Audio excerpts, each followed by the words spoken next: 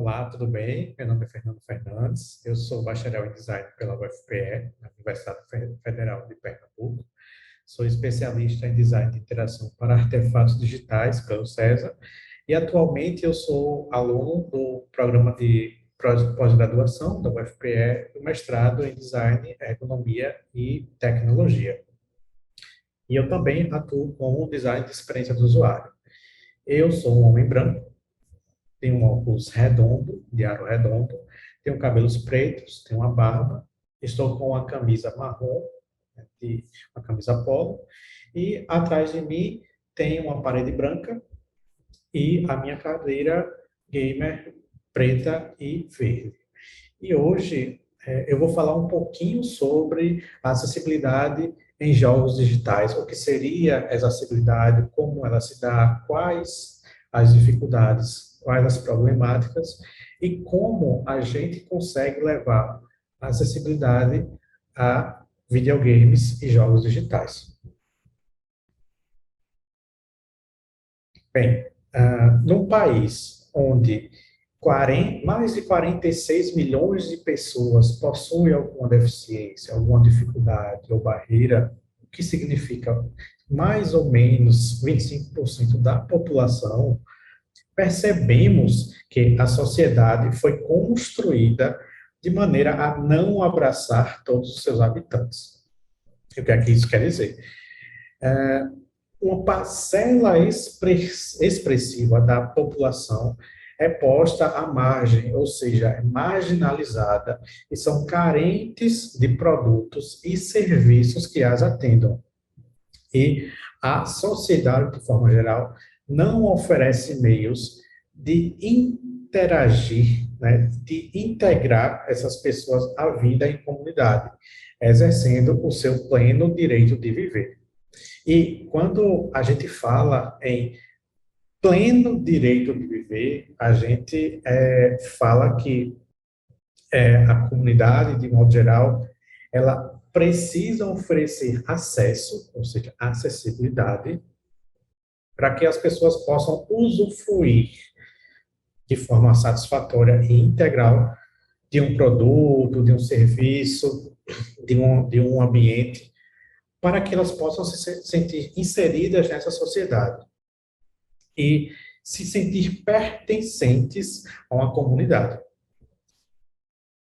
E esse entendimento não deve ser diferente em se tratando de jogos digitais, né?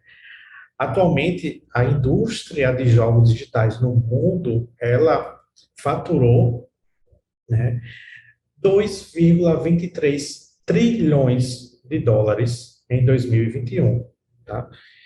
E mais ou menos 1,4 bilhão de dólares no Brasil, né? E é uma indústria que ela supera em faturamento a indústria da música e cinematográfica. Então, ela desponta aí como um dos maiores mercados globais. E jogos digitais no Brasil, né? Quando a gente fala de jogos digitais, a gente não se limita apenas a jogos por videogame, como PlayStation, Nintendo Switch, Xbox, mas também celulares e computadores.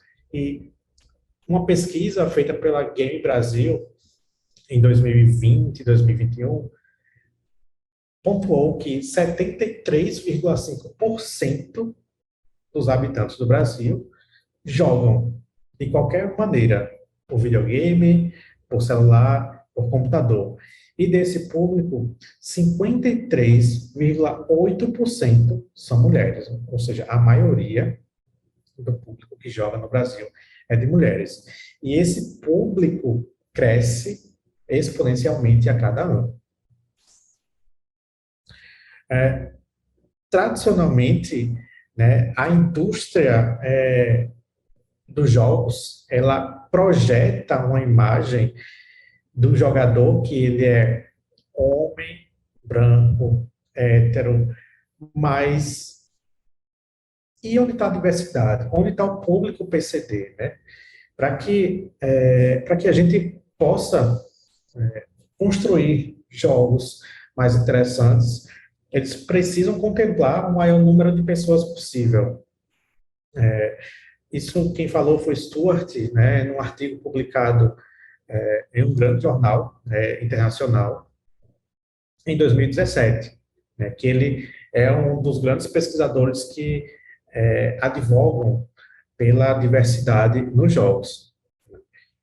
E, ultimamente, a gente vê um movimento que ainda é tímido, se a gente for relacionar com outras indústrias do entretenimento, mas que vem crescendo, que é de inserir novos públicos e novas histórias narrativas aos jogos.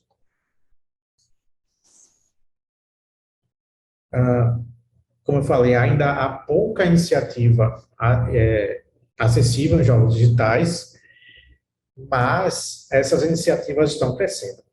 E quando a gente fala em jogos, a gente tem que pensar primeiramente no hardware, né? Na experiência de você ter o primeiro contato com o meio pelo qual você vai jogar. Antes da experiência com a interface, a gente tem a experiência com o controle, seja ele o mouse, seja ele o teclado, seja ele o teclado digital do celular, ou o controle mesmo do videogame. A gente, infelizmente, não consegue ainda encontrar grandes produtos, né? Controles que atinjam grande parte do público. Os controles, geralmente, eles são focados em jogadores padrão, como os que eu falei, né? E os controles que auxiliam pessoas com deficiência a jogar ainda são muito escassos. Mas isso não significa que não existam e não existam de qualidade, inclusive, tá? Alguns usuários chegam, inclusive, a criar, né, a desenvolver alguns meios de jogar, né, alguns controles um pouco rudimentares, mas que, para eles, propiciam experiências satisfatórias durante esse jogo. Controles, né, de empresas grandes que realmente atendem aos usuários, né, às pessoas PCDs, existem dois, que são o Controller e-Dimensional, né, Access Controller e-Dimensional, e o Xbox Adaptive Controller, da Microsoft, que esse é o mais famoso de todos. Nessa imagem, a gente pode ver que esse controller, Access Controller da e-Dimensional, ele visa proporcionar uma experiência que a pessoa não precise ter precisão dos movimentos. Então, através de diversos botões, diversas formas de manusear, de interagir com o controle, uma pessoa pode atingir uma experiência razoavelmente satisfatória.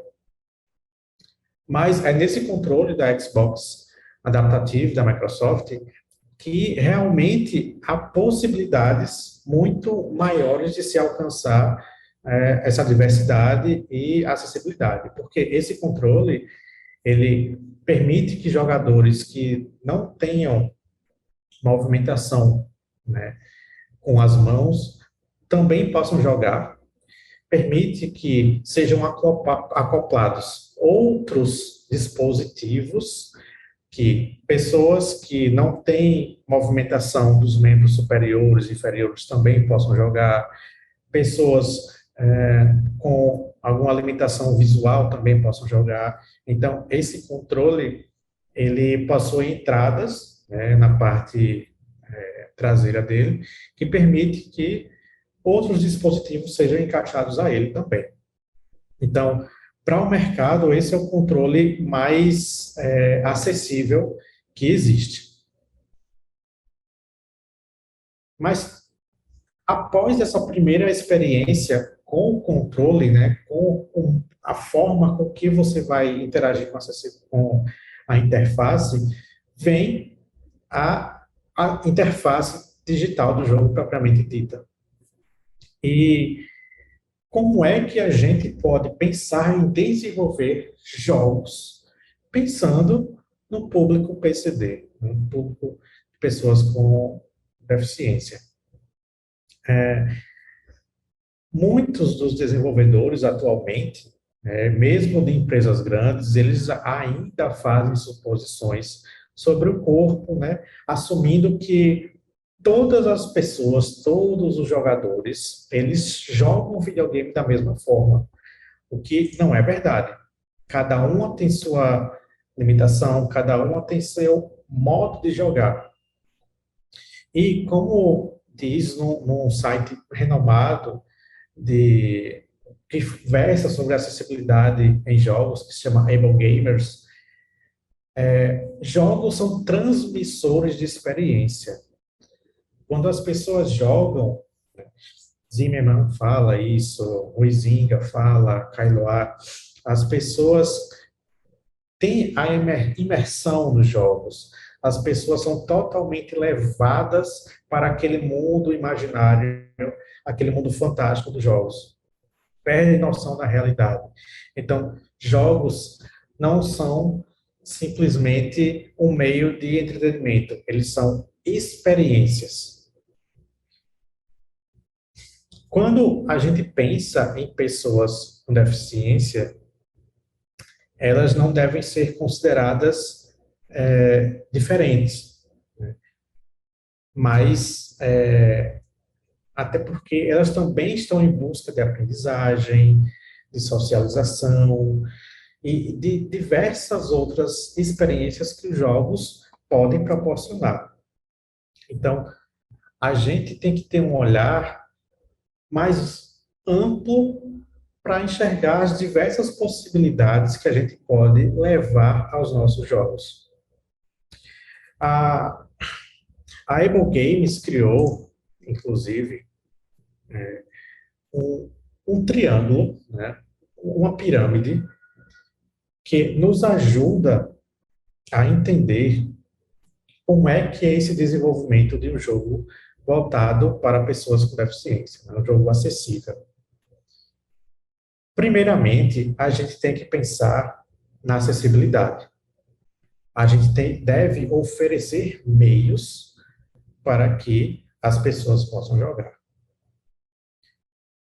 Com base nessa pirâmide, né, a gente vê que a base dela é a acessibilidade, é o acesso, né.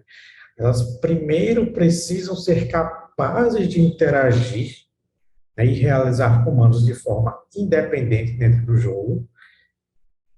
Uma vez que essa acessibilidade ela é garantida, a segunda parte, a parte do meio da pirâmide, é a do desafio, que jogadores eles são a todo momento levados a ser desafiados pelo jogo, né? Tentar superar aquelas dificuldades, aqueles puzzles, aqueles desafios mesmo que os jogos nos impõem.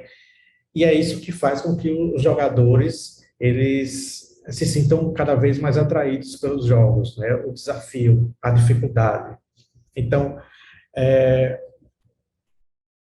nessa segunda etapa, quando a gente está construindo o jogo, a gente percebe o gerenciamento do desafio proposto no jogo, se ele disponibiliza autonomia ao jogador para selecionar esse nível de dificuldade, criando assim uma diversidade e uma chance de vencer. E quando esses jogadores têm o acesso ao jogo e têm um desafio para superar, então eles assim podem ter uma experiência acessível nesse jogo. Então é assim que a gente, como designer, como desenvolvedor, como profissional da indústria de jogos, a gente deve pensar para construir um jogo, utilizar essas três camadas para que a gente consiga, de fato, desenvolver um jogo acessível. Mas, de forma mais concreta, quais recursos seriam esses que a gente poderia implementar nesses jogos? Até agora, está tranquilo, todo mundo está entendendo, tem alguma dúvida? Quem tiver dúvida pode deixar aqui no chat, pode comentar. Não se preocupe que iremos todos resolver essas dúvidas, tá, pessoal? Então, que recursos acessíveis são esses que podem me ajudar a construir interfaces acessíveis dentro de jogos digitais? Para pessoas com deficiência, como eu já falei, o segundo maior desafio se encontra na interface. O primeiro é justamente o dispositivo, o segundo é a interface. Em diversos títulos de grandes empresas, não vemos esse cuidado em proporcionar experiências acessíveis. A gente vê justamente o contrário, que diversos jogos, eles não são inclusivos, são exclusivos. Então, acabam excluindo as pessoas de jogarem esses jogos. Aqui eu vou trazer alguns exemplos de recursos que a gente pode ir adicionando, né, e pensando ao longo do desenvolvimento do jogo para serem implementados, que são recursos acessíveis e são recursos que incluem as pessoas, que todo mundo quer jogar, todo mundo quer se divertir. Por exemplo, né, um desses recursos é que deve haver a distinção de elementos do jogo em cores com alto contraste, utilizar cores muito diferentes, muito contrastantes para diferenciar elementos do jogo. Isso facilita a visualização desses elementos. Também deve haver a possibilidade de modificação de cores, de textos e quaisquer outros elementos no jogo para facilitar a sua leitura, a sua identificação. Outro recurso interessante, que é muito usado em jogos digitais, é apresentar sinais visuais acompanhados por sinais sonoros e vice-versa. Ou seja, toda vez que houver uma ação do jogador, né, de caminhar, de pular, de correr, de nadar, que esse sinal visual também seja acompanhado de sinal sonoro e vice-versa. Apresentar legendas fáceis de serem lidas, bem como audiodescrições. Não adianta você colocar uma legenda num jogo que essa legenda seja muito pequena, seja num tom, uma cor que não tenha contraste com o fundo. Então, a legenda ela tem que ser grande, tem que ser fácil de ser lida, apresentar uma cor muito contrastante com a cor do fundo. E apresentar audiodescrições também. O jogo também deve possibilitar a sensibilidade do dispositivo de acordo com a ação do jogador. Esse recurso de sensibilidade, ele é muito recente, inclusive, mas eu não sei se vocês já conhecem o PlayStation 5. Ele tem um controle que ele recebeu diversos prêmios por ter esse ajuste de sensibilidade bem apurado. Então, dependendo da movimentação do jogador, do personagem, dependendo da ação do personagem que o jogador coloca, ele vai ter uma sensibilidade diferente. E isso é super positivo, né, para pessoas com deficiência poderem jogar, poderem saber onde o personagem se encontra na tela. Isso é extremamente positivo. O jogo também deve possibilitar a opção de desabilitar miras e precisões, né? Há algumas pessoas que têm uma certa limitação com precisões. Então, o jogo deve possibilitar desabilitar essa opção.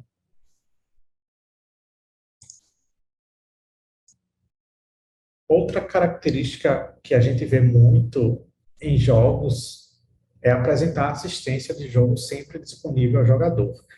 Alguns jogos, hoje em dia, inclusive, possuem um nível de dificuldade que varia de jogo para jogo, esse nome, mas alguns têm modo história, modo narrativa, que ele reduz bastante a dificuldade do jogo para o jogador contemplar a história ou também, se houver alguma limitação do jogador, ele poder realizar toda aquela história do jogo, poder chegar ao final, jogar com satisfação.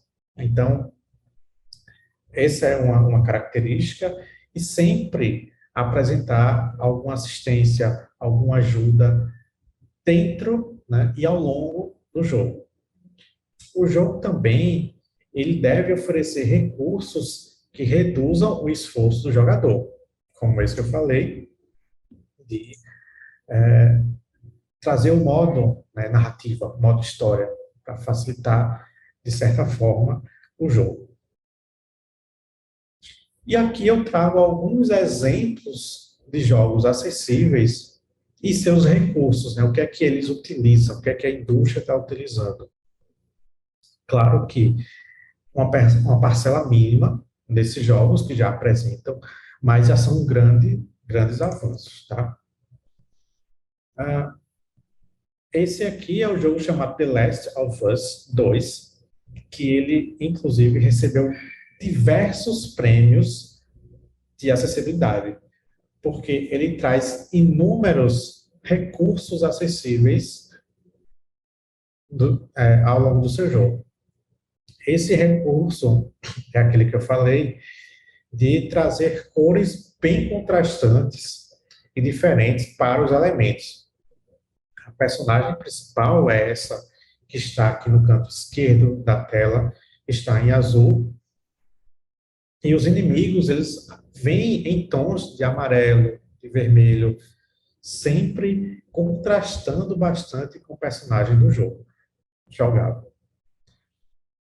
Aqui, nesse jogo, The Last of Us 2, existem alguns modos em que o jogador ele pode jogar, o modo furtivo, modo mais de ação, e dependendo desse modo, a personagem principal, ela muda de cor, né? Neste caso, ela está no modo furtivo e ela está de verde, contrastando bastante com todo o resto do cenário, que está em tons de cinza. Aqui eu tive uma grata surpresa com esse jogo, que é muito famoso, que é o Fall Guys, que é um jogo que ele é extremamente colorido, mas as cores que ele foi construído foram pensadas, além de ter um contraste muito grande, mas também para pessoas daltônicas. Então, pessoas daltônicas conseguem distinguir muito bem as cores. Além disso, esse jogo tem uma orientação, né, sonora, descrição sonora muito bem elaborada. Porque se a gente for pensar que são mais de 40 personagens na mesma tela, correndo para chegar a um destino, isso seria confuso, mas eles conseguiram resolver esse problema com a geolocalização espacial do som, e é sensacional. Outro jogo, que é um jogo mais recente, que se chama Returnal, ele apresenta legendas, né, muito bem destacadas no fundo, ele apresenta a localização através do som, muito interessante, e também traz aquele recurso da sensibilidade do controle, né? Algumas pessoas, né, alguns jogadores falam que a sensibilidade desse jogo, né, que ele traz no controle, que ele leva para o controle, é a maior, né, experiência já produzida, né, até hoje. Ainda não joguei esse jogo, mas pretendo jogar futuramente. Aqui temos outro exemplo de jogo que se chama Ratchet e Clank, Rift Apart, que é um jogo que tem alguns bichinhos antropomórficos, e eu coloquei essa imagem para mostrar o menu de acessibilidade, de contraste visual, né, as opções que ele tem.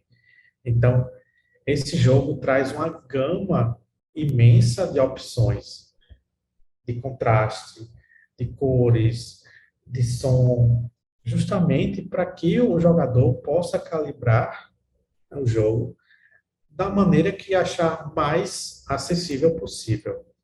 Alguns desses jogos trazem essas opções de acessibilidade desde o início e ainda levam mais opções ao longo do jogo.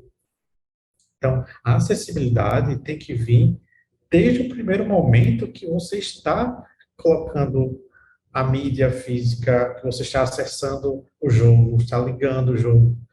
É muito importante que a acessibilidade acompanhe toda a jornada do jogador ao longo do jogo.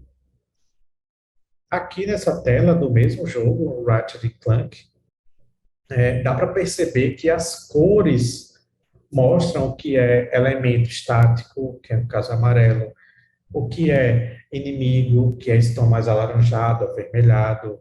A ajuda aqui sempre presente no canto esquerdo, aqui da tela. Tem a legenda também aqui embaixo. Então, são diversos recursos que esse jogo traz que ajudam a pessoas com alguma barreira a jogar esse jogo.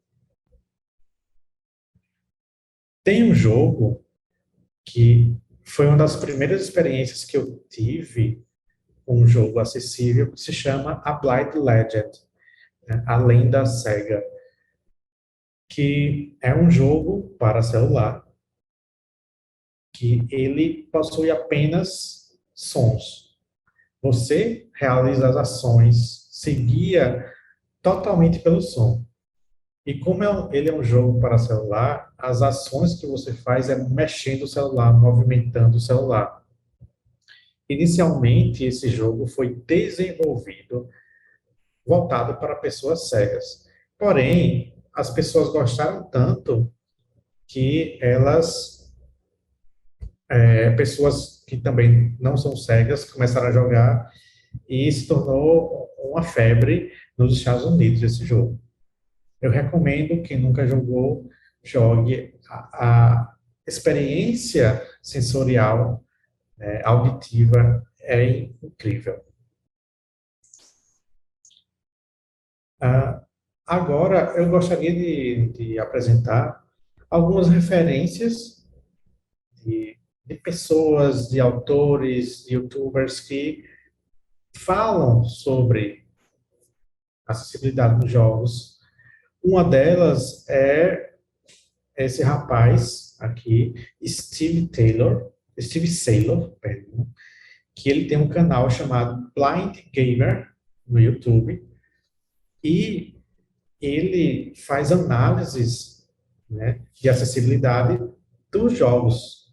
Atualmente, ele não faz apenas dos jogos, mas faz também de sistemas dos videogames, né, os sistemas internos, mas ele começou fazendo análises acessíveis dos jogos. E é sensacional esse canal. Quem se interessar, recomendo muito. Ele é um jogador incrível e é um mestre nessa área. Outras referências são Stuart, que ele tem uma matéria no The Guardian, que ele fala sobre a importância da diversidade nos jogos. O portal Able Gamers, também, que é um portal gigantesco, que lá eles apresentam o Accessible Player Experience, que é o APX, que é a construção, né, a evolução daquela pirâmide que eu mostrei, e o Game Accessibility Guidelines, que são alguns direcionamentos, diretrizes acessíveis para jogos. Então, todo esse material sobre acessibilidade para jogos de estratégia, de esportes, de corrida, de aventura, vocês encontram nessas referências que eu deixo aqui. E eu espero que vocês tenham gostado dessa apresentação. E uma última coisa que eu tenho a dizer é que diversão é para todos. Não importa quem seja, mas diversão é para todo mundo. Muito obrigado, espero que tenham gostado